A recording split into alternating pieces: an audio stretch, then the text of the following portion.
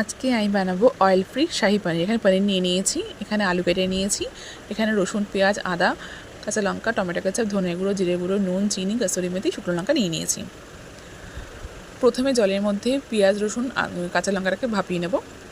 ভাপানো হয়ে গেছে। টক দইটা ভুলে গেছিলাম বলতে।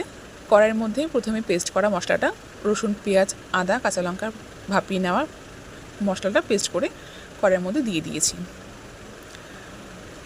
প্রথমে একটু হালকা করে কষিয়ে নেব। কষানো হয়ে গেছে, শুকনো লঙ্কাটা দিয়ে দেব। এরপরে যা গুঁড়ো মশলা আছে সব দিয়ে দেব, দিয়ে হালকা করে একটু কষিয়ে নেব।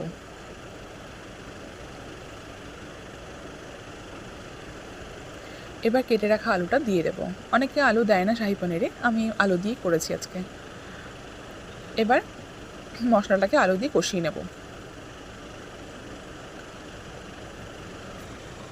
এবার টমেটো কেচাপটা অ্যাড করব।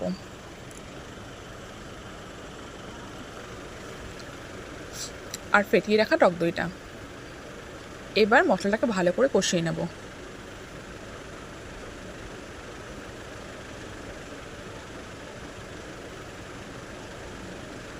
কষানো হয়ে গেছে, এবার পনিরগুলোকে দিয়ে দেব।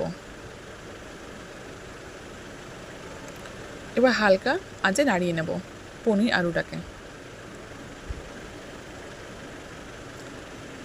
এবার হালকা করে একটু জল ঢেলে নেব। এবার সিমে এটা হতে থাকবে।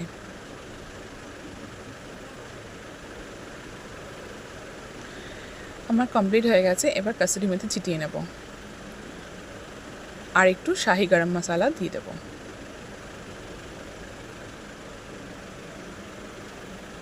আমার শাহি পনির রেডি।